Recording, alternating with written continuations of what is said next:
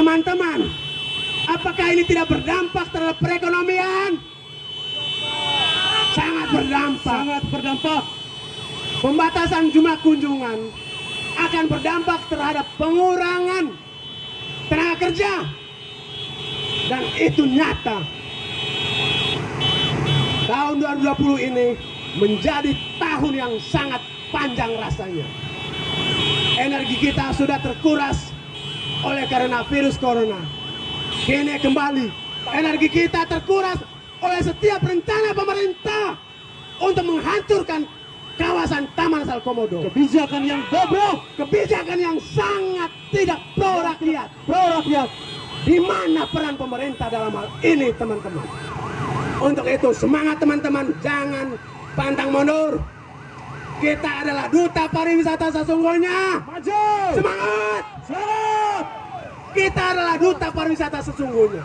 Segala keluhan, bentakan wisatawan, kita yang hadapi.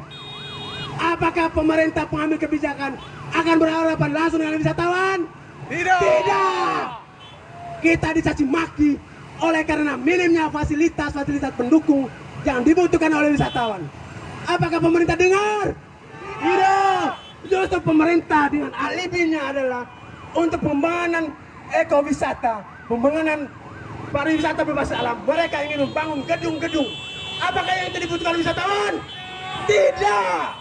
Mereka ingin melihat alamnya. Mereka mau pembangunan di dalam kawasan Taman Nasional Komodo, pembangunan dalam lingkungan, pembangunan yang dibuat dari bahan-bahan yang terurai. We are fighting for Komodo Dragon. No investigation, no investment in Komodo National Park, only conservation. Yang sudah ada dalam undang-undang. Sayangnya pemerintah seakan menutup mata membaca undang-undang yang sudah dibuatnya sendiri dan menutup telinganya mendengarkan aspirasi kita sebagai pelaku pariwisata, sebagai duta pariwisata yang sesungguhnya.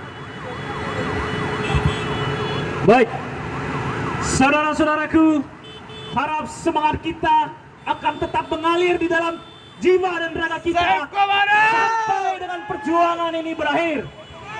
Perjuangan untuk mengedepankan konservasi kita canangkan sejak Taman Nasional Komodo dijadikan sebagai taman konservasi baik darat maupun laut. Saya harap semangat perjuangan ini tidak akan dicederai oleh ketamakan kita di hari-hari yang akan datang. Saya yakin, saya sangat yakin di dalam diri saudara-saudara, semangat perjuangan ini tetap mengalir, bak mengalir darah dari jantung ke seluruh tubuh kita. Saya sangat yakin perubahan Labuan Bajo, perubahan Manggarai Barat ada di tangan kita. Kini pemerintah daerah sudah menggadai Taman Nasional Komodo kepada investor. Pemerintah menjadi budak investor. Buktinya sampai pada detik ini pemerintah daerah tidak mampu mengatur Taman Nasional Komodo. Sehingga pada akhirnya ya datanglah Badan Otoritas Pariwisata yang kemudian mengkebiri otonomi daerah itu sendiri. Seharusnya pemerintah malu bahwa kewenangan mereka dikebiri oleh Badan Otoritas Pariwisata. Pemerintah sudah mempertontonkan kelemahan mereka dalam mengelola daerah ini. Ini seharusnya menjadi refleksi penting buat pemerintah daerah. Namun saudara-saudaraku, sampai pada detik ini pemerintah seakan akan bawa mereka pada trek yang benar, pada jalur yang benar, yaitu membela kepentingan rakyat serta menjalankan undang-undang otonomi daerah dengan benar. Saya sangat yakin bahwa ini bagian dari lemahnya kajian pemerintah terhadap apa yang terjadi di Manggarai Barat pada saat ini.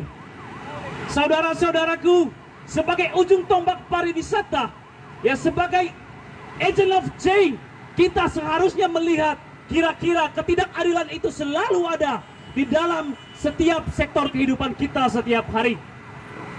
Pembangunan geopark adalah bukti bahwa pemerintah tidak mampu mengontrol atau mengimplementasikan undang-undang konservasi.